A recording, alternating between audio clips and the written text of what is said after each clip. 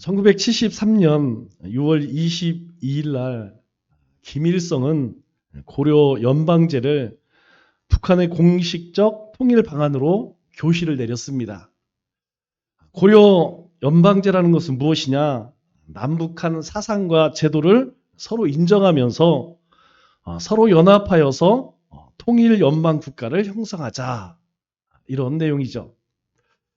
이 말을 들으면 굉장히 그럴듯하죠.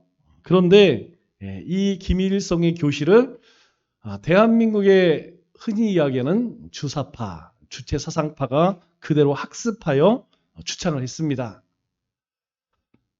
그리고 그 주사파 가운데에 우두머리 중에 하나가 지금 국무총리를 하고 있는 김민석 씨죠. 엊그저께 8.15 경축 행사를 했습니다. 이 경축 행사에서 어떤 사람이 놀라운 이야기를 했죠. 어떤 이야기를 했느냐? 서로의 체제를 인정하고 서로 공격하지 말자. 서로의 체제를 인정하자, 존중하자. 우리가 흔히 이것을 낮은 단계의 고려 연방제라고 합니다. 어떤 사람들의 아이디어에서 이런 이야기가 나왔을까요? 바로 그 뒤에는 우리가 흔히 주사파가 있다는 것을 알고 있죠. 우리가 이런 이야기를 들어보면 국민과 합의되지 않은 이야기들, 그러한 것들을 이루려고 하는 것 굉장히 위험하죠. 한마디로 이야기해서 국민은 백성은 안중에 없다, 이렇게 말할 수가 있습니다. 왜 그러느냐? 우리가 47대 42라고 이야기를 하죠. 국민의 47%의 지지를 받고 대통령이 됐고, 그리고 53%는 찬성하지 않았습니다.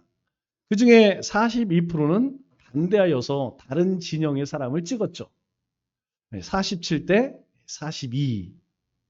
만일 90%, 80% 이상의 지지를 받았다면 얼마든지 이런 이야기들을 할 수가 있죠.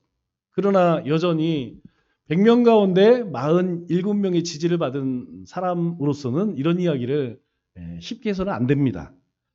우리가 한자로 국민, 백성 민자를 보면 두 가지 유래설이 있어요. 첫째는 풀이 싹 트는 모습을 본떠 만든 것. 그래서 백성은 국가의 구성으로서 국민, 시민 등의 의미와 주권자의 의미를 포함한다.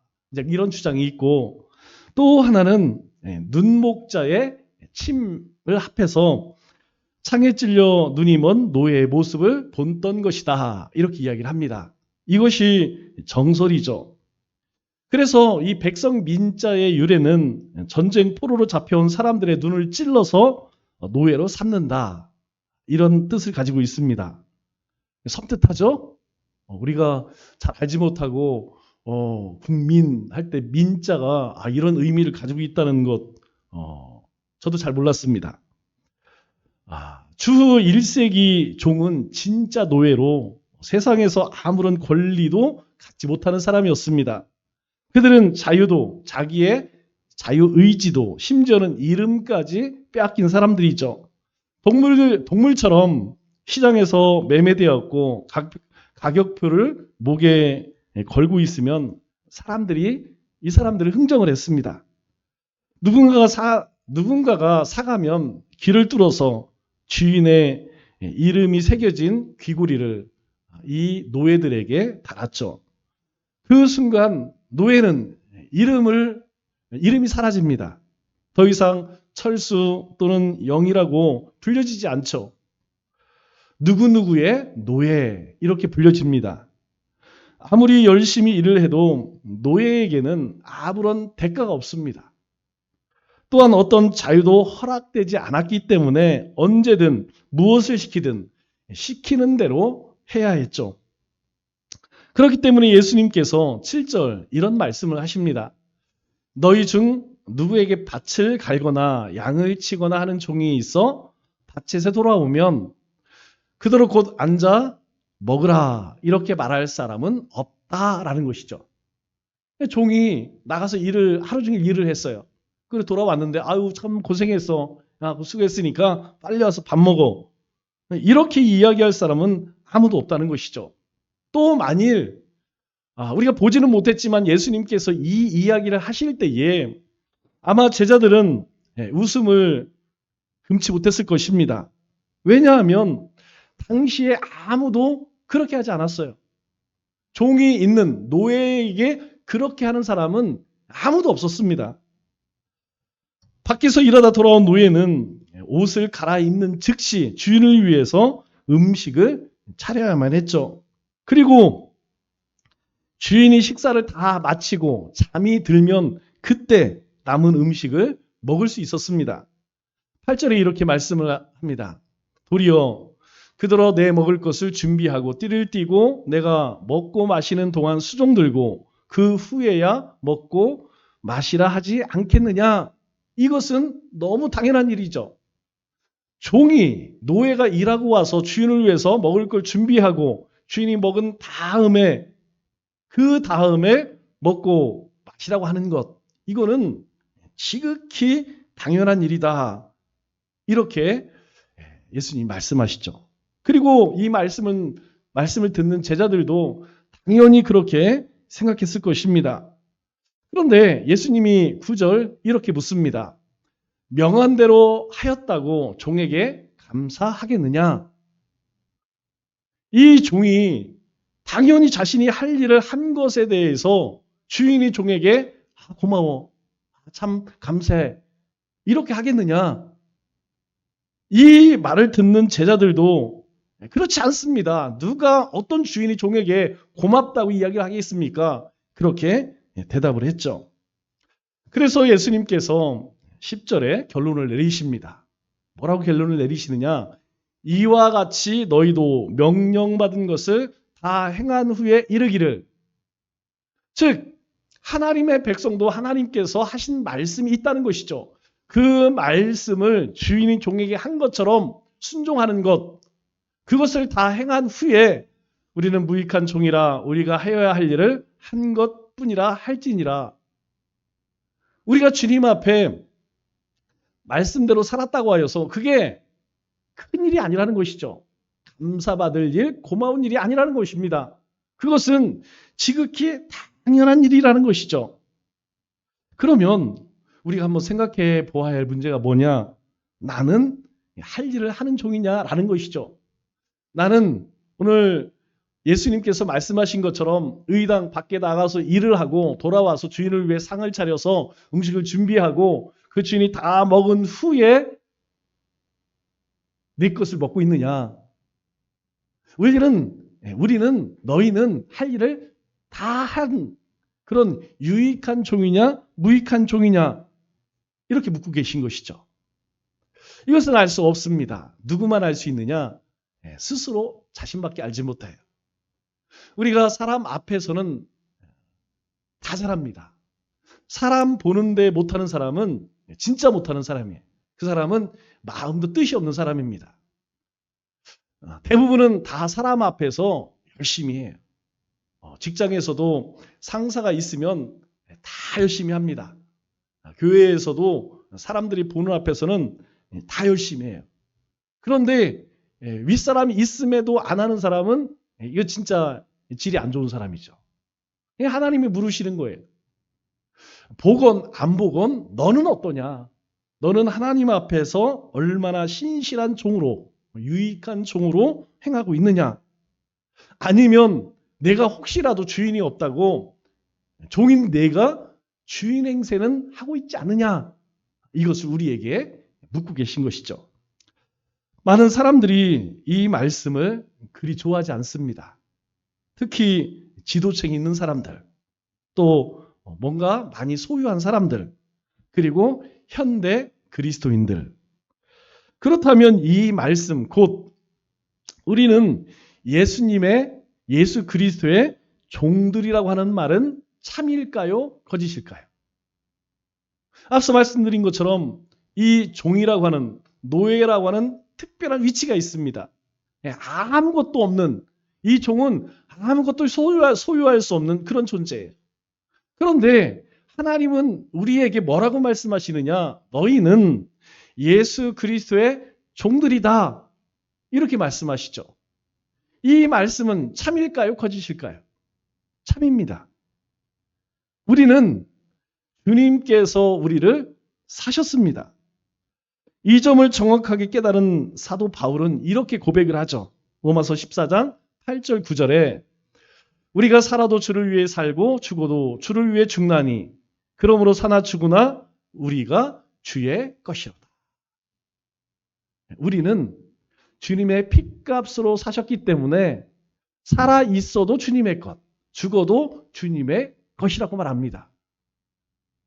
그 다음에 이를 위하여 그리스도께서 죽었다가 다시 살아나셨으니 곧 죽은 자와 산 자의 주가 되려 하심이라. 예수님께서 왜 죽으셨느냐? 왜 죽음을 이기시고 다시 부활하셨느냐? 바로 산 자와 죽은 자의 주님, 주인이 되려 하심이라 이렇게 말씀하고 있죠. 우리는 예수님이 우리 죄를 위해 죽으셨다는 말을 자주 말하고 듣습니다. 그러나 이것은 우리 편에서 이야기하는 것이죠. 주님께서 하시는 말씀은 무엇이냐? 예수님이 죽으시고 다시 사신 이유는 바로 노예된, 종이 된 우리 모두의 주인이 되시기 위함이다. 이렇게 말씀하고 있어요. 주님이 십자가를 지신 것, 그리고 다시 사신 것은 바로 종된 우리를 우리의 주인이 되시기 위해서 그렇게 하셨대요. 그래서 고린도후서 5장 15절에 이렇게 말씀합니다. 그가 모든 사람을 대신하여 죽으심은 예수님이 왜 모두를 위해 죽으셨느냐?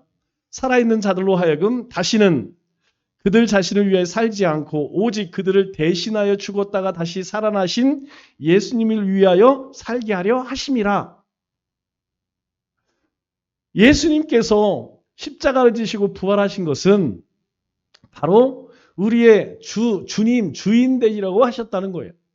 그렇기 때문에 그 주님으로 인하여서 자유를 얻은 우리는 어떻게 살아야 하느냐? 그 예수님을 위해서 살아야 한다. 이렇게 말씀하고 있죠. 우리는 예수님의 핏값으로 산 자들입니다. 그래서 사도 바울은 자신을 소개할 때에 뭐라고 소개하죠? 그리스도 예수의 종된 바울 이렇게 소개해요. 사도 바울은 나는 예수님의 종이다, 노예다 이렇게 이야기합니다. 그러면 야고보 사도는 어떨까요? 동일하게 이야기하죠. 하나님과 주 예수 그리스도의 종 야고보는 이렇게 소개해요. 야고보 사도도 나는 하나님의 종 그리스도 예수의 노예다라고 소개합니다. 그러면 사도 베드로는 어떨까요? 동일하게 이야기하죠. 예수 그리스도의 종 사도인 베드로는 이렇게 소개해요. 베드로 역시 자신을 무엇라고 고백합니까? 나는 예수님의 노예입니다. 나는 예수님의 종입니다. 이렇게 소개해요. 우리가 잘 알고 있는 마리아조차 자신을 주의 계집종이라고 소개를 합니다. 주님, 저는 주님의 여자 노예입니다. 이렇게 고백을 하는 것이죠. 예수님을 만나기 전까지 우리는 이른바 된 자들 또는 영원한 멸망을 향해 가는 사람들이었습니다. 전에는 죄와 사탄에게 팔렸지만 이제는 예수님의 손에 넘겨진 자들이라는 것이죠. 많은 사람들이 구원에 대해서 이렇게 이야기를 하죠. 구원은 자유를 얻는 것, 자유롭게 되는 것이라고 말합니다. 성경도 우리에게 동일하게 이야기를 하죠. 우리가 구원을 얻었다는 것은 자유를 얻었다는 것입니다. 그럼 무엇으로부터 자유를 얻었다는 것이죠? 바로 죄와 허물로부터 자유를 얻었다는 거예요. 더 이상 죄가 우리의 주인이 아니라는 것입니다.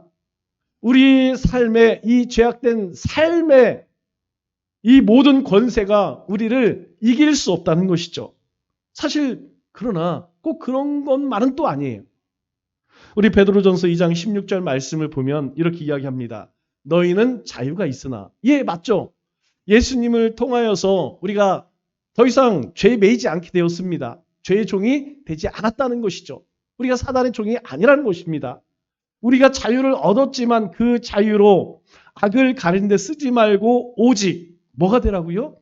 하나님의 종과 같이 하라 이렇게 이야기해요.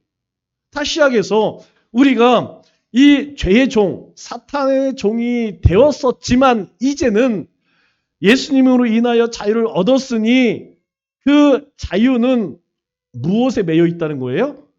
하나님의 종으로 매여 있다는 것이죠. 그 말을 바꿔 이야기하면 우리가 더 이상 죄의 종이 아니라 하나님의 종, 하나님의 백성 되었다는 것을 이야기합니다. 우리가 이제 그 은혜 안에, 말씀 안에, 복음 안에 자유함을 얻었다는 것이죠. 그렇다면 하나님이 주신 자유를 우리는 어떻게 사용하고 있느냐라는 것이죠. 여기서 중요한 것은 이 자유는 뭘 전제로 하고 있느냐? 바로 예수 그리스도, 복음을 전제로 하고 있습니다. 우리가 누리는 모든 자유는 바로 하나님의 말씀과 복음, 예수 그리스도 안에서 누리는 자유라는 것이. 이 밖을 넘어가면 뭐가 됩니까? 방종이 되는 것이죠. 우리가 사는 이 사회도 마찬가지입니다. 우리는 보이지 않는 이 질서, 법 안에서 살아가고 있죠. 그리고 그 테두리를 벗어나가면 그것에 대한 처벌을 받게 되는 것이죠. 그래서 우리가 자유를 누릴 때에 조심해야 할 것이 무엇이냐? 야, 우리가 예수님 믿었으니 이제 마음대로 살자. 큰일 납니다. 그거 아니에요. 그렇게 살면 구원파입니다. 우리가 흔히 이야기하는 박옥수의 그 구원파들이 이야기하는 것이 무엇이냐? 사실 이 박옥수만 그런 것이 아니에요. 모든 이단들이 동일하게 이야기하는 거예요. 우리가 영혼은 구원받았으니 뭐 육체야 큰 문제가 있느냐? 이렇게 이야기해요. 그러니 너희가 가진 시간도 갖다 바쳐라, 재산도 갖다 바쳐라, 너의 삶도 갖다 바쳐라. 하나님 그렇게 말씀하지 않죠. 너희가 자유를 얻었으니 그 자유를 가지고 어디 들어가라는 거예요? 세상 속에 들어가서 오늘 우리 대표기도 하신 것처럼 세상 속에 들어가 빛과 소금 그 역할 감당하라는 것이죠. 그러나 이단들은 그렇게 이야기하지 않습니다. 너희가 이제 이 이단의 교주들로 인하여서 구원을 받았으니 교주를 위해 살아라. 그래서 늘 그들에게 모든 걸 다 갖다 바쳐야 됩니다. 즉 우리가 누리는 자유는 예수 그리스도로 인하여서 얻어진 자유라는 것을, 그렇기 때문에 우리는 멋대로 살 수 없다는 것이죠. 내 마음대로 살 수 없다는 것입니다. 우리가 이제 예수님으로 인하여서 하나님의 백성이 되었기 때문에 우리는 하나님의 백성이기에 세상에서 의롭게 사는 것이죠. 엊그저께죠? 큐티 말씀을 묵상하다 재미있는 말씀을 보았어요. 에스겔서에 나오는 말씀이죠. 어제 뭐라고 말씀하냐면 너희 조상들, 즉 이스라엘 백성들, 그들 속담 가운데 그런 말이 있어요. 아버지가 신포도주를 먹었다고 아들의 이가 희다. 그러니까 아버지가 신포도주를 많이 먹으면, 그래서 자식이 낳으면 그 자식의 이가 시다. 이런 말이 있대요. 여러분 이 말이 무슨 의미입니까? 남 탓하는 이야기죠? 아들이 이가 신 것은 본인이 이를 잘 관리를 못해서 이가 신 것이지 아버지가 신포도주를 많이 먹어서 그런 것이 아니죠. 이 죄의 특징 중 하나가 죄의 전가입니다. 다시 얘기해서 핑계죠. 아담은 하와 탓을 하죠. 야, 너 먹지 말라는 이 선악과를 왜 먹었어?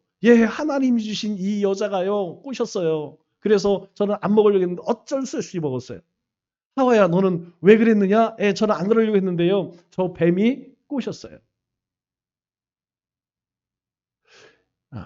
복음의 자유함을 누리지 못하는 인생들의 특징이 무엇이냐면 바로 이것이죠.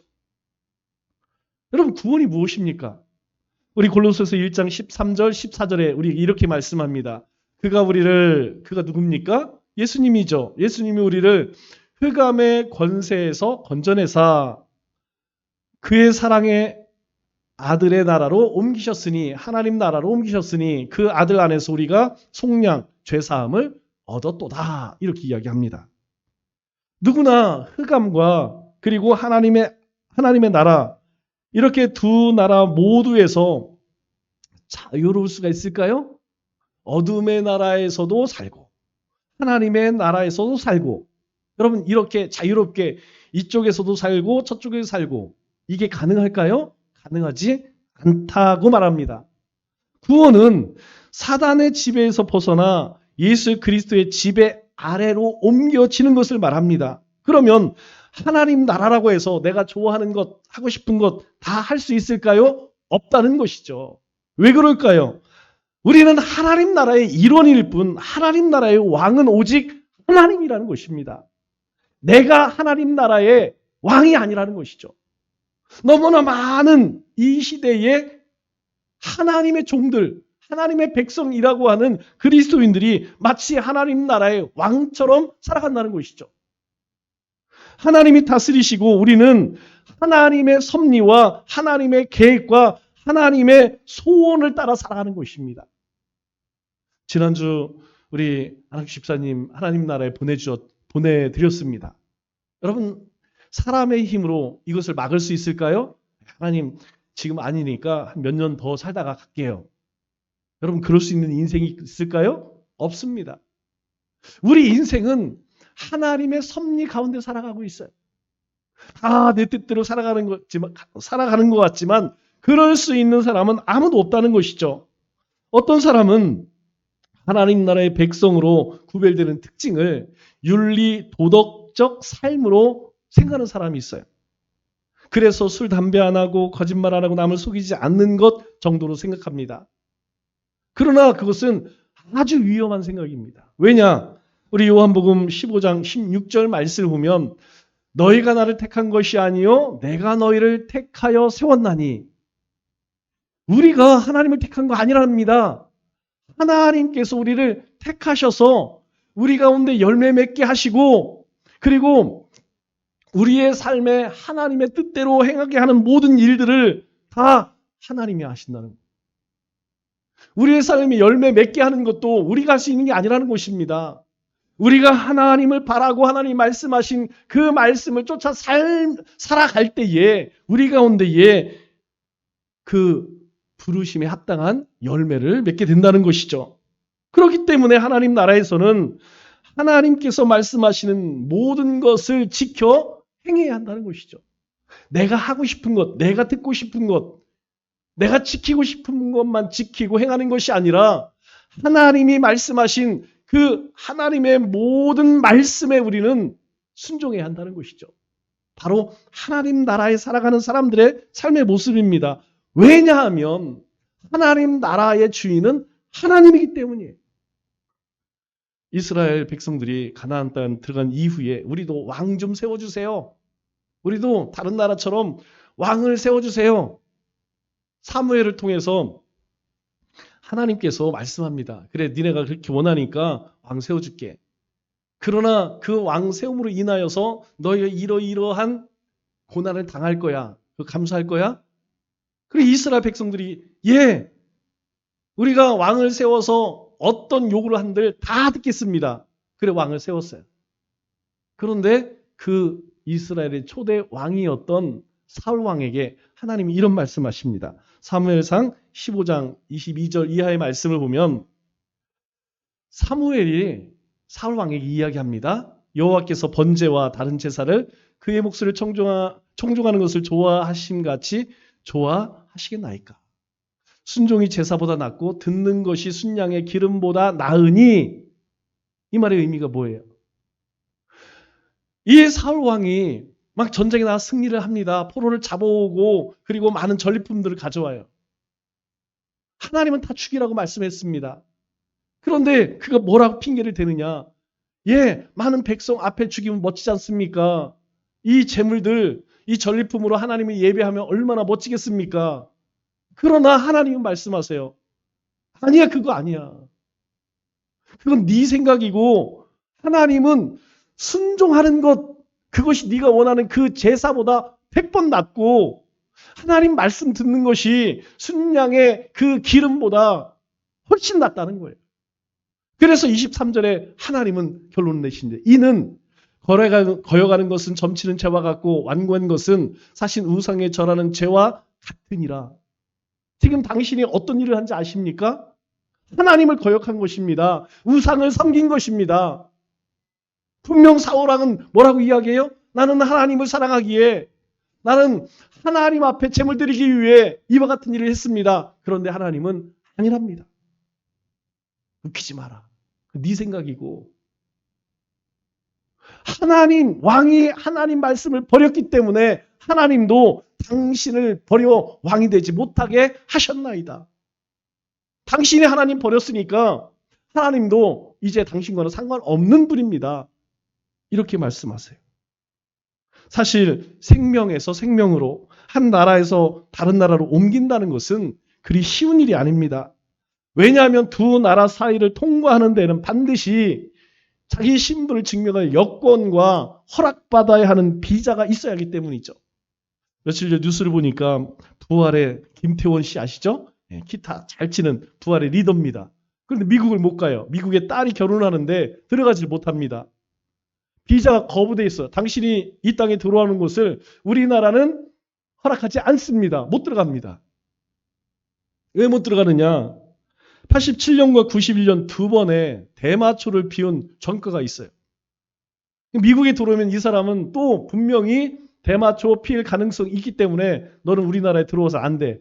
너는 우리나라 들어오면 범죄를 저지를 거야. 그리고 오지 마. 여러분 이 사람만의 문제가 아닙니다.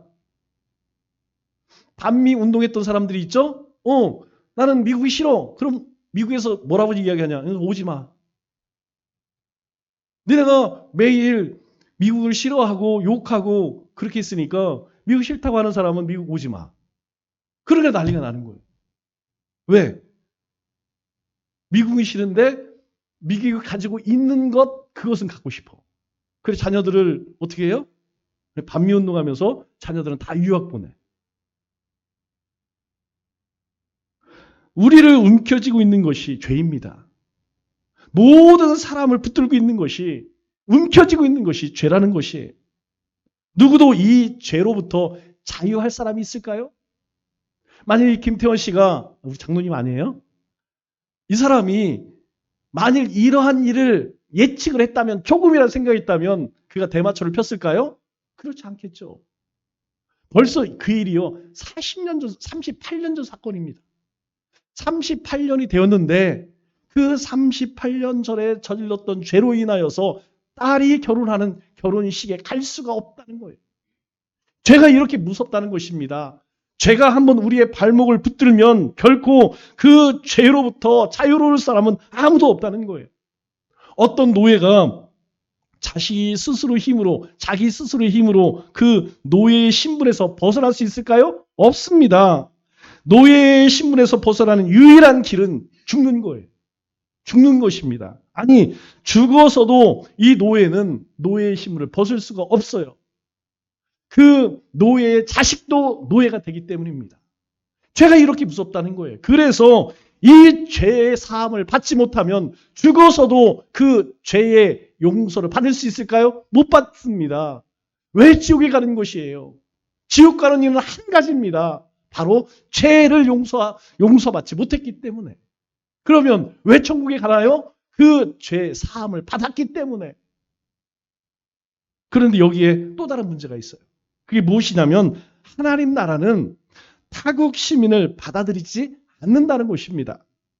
어떤 사람이 어떻게 이 흑암의 나라에서 하나님의 나라로 시민권을 바꿀 수 있을까요? 야, 내가 오늘부터는 어둠의 자식이 아니라 죄의 자식이 아니라 사단의 자식이 아니라 하나님의 백성 될 거야.